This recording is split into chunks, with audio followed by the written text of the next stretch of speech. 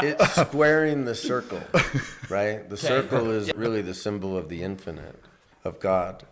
And the squaring of it is entrapping in, the black and white checkerboard, in duality.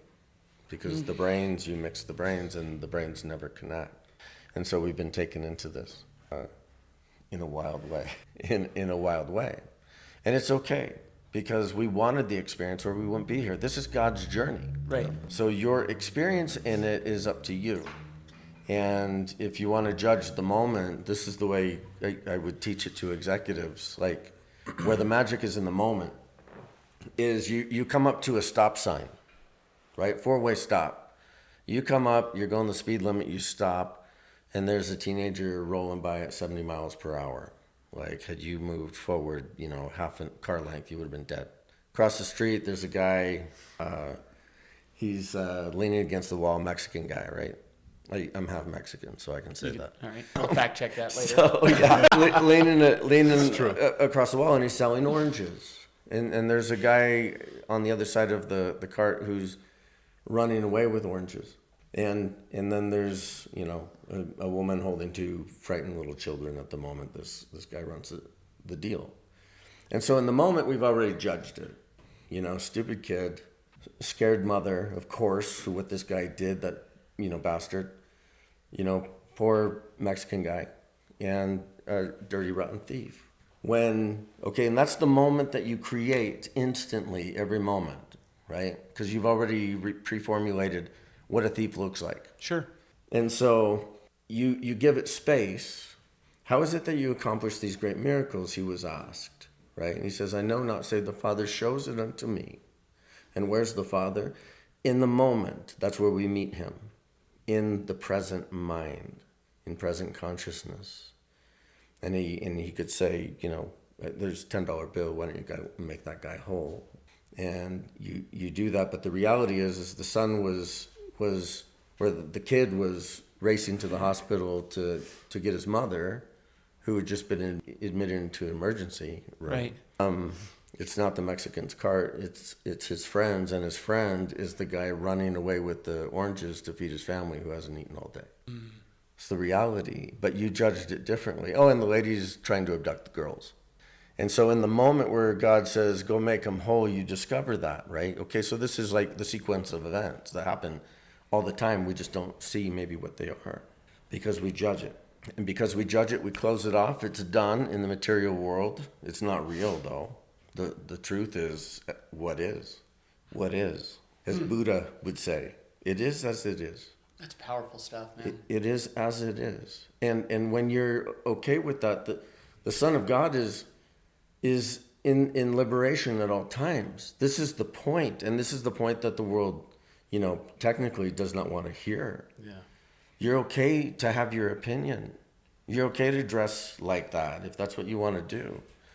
But there are agreements we're going to have as a society of mind that are, going to institute rules. But at the bottom line is every rule breaks the covenant of who we truly are, completely free. And so how do you wrestle with that? How do you navigate that on a day-to-day basis? Because we do have to live with rules. Well, yes, and the golden rule is doing to others. And that's where we fall short. That's where we all freaking suck. Mm-hmm. At different levels. And we let ourselves down and we judge ourselves because of it. But the word repentance means to change your direction. So if you're not in harmony, at one mind, atonement, with the Father, then change your direction till you get there. But we're not going to judge you. I don't know if you've read like near-death experience books or Dying to Be Me, spoken to people. Yeah. Many of them have the same comment that there is no judgment. No.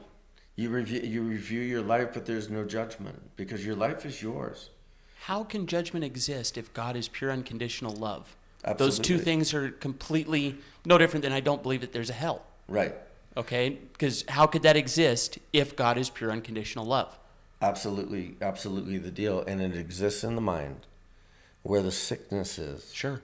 And so the wrestling with the angel or the struggling within the garden of the mind. James Allen, The Garden of the Mind. You plant good seeds and good things grow. You plant bad seeds and bad things grow. How could you know if you don't experience it? And those experiences, should help to direct us. But if you go off, you go off. Yeah. You know what I'm saying? But you will reach a point. I said this to someone who was very close to me. Who is? He just doesn't realize he still is. In any Can't case. talk about Garrett like that. Yeah, He's still exactly. here. I said, if you want to go lower, you can go lower. I promise you. There are people who have been living under the Las Vegas Strip for 10 years without ever coming up. You can go low, and you can go lower than that. We have the ability to do anything here. So as the vibration lifts, we're all going to be living by that golden rule. So that's how you do it. But at the end of the day, everyone has their shit, for sure. And if we were to throw our problems on the table, like really authentically, and have everyone do that across the board, we would be more than willing to take ours back, right? And realize that everyone has their journey. I am the way. Beautiful thing. And so we get there vibrationally, for sure. We get there through neutrality, being neutral, right, to the polarity. So it's not necessarily having a non-opinion, but understanding that there's the whole gamut of in between of all opinion. And all of it's right and all of it's wrong, right? Because it's just a single perspective of the same ball sitting in the middle of the table. And so we all see it differently, even though we might see it commonly in some regards. So hence back to my legal analysis of all contracts are null and void, because you can never have a meeting of the minds unless it's God's mind, which is do unto others as you would have them do unto you. And so that's the journey. No, and along those lines, there's another word that I want to introduce. Yeah. And instead of an understanding, right? Undertaker, understanding, it's an innerstanding. Let me take that in and find an innerstanding. Yeah. So be conscious of the words that you're using. Rob, why would somebody want to watch this podcast? Why wouldn't you? We have a good time. You're going to learn something. And by the way, it's awesome. You should click it. You should watch it. Thanks for tuning in. Subscribe right now.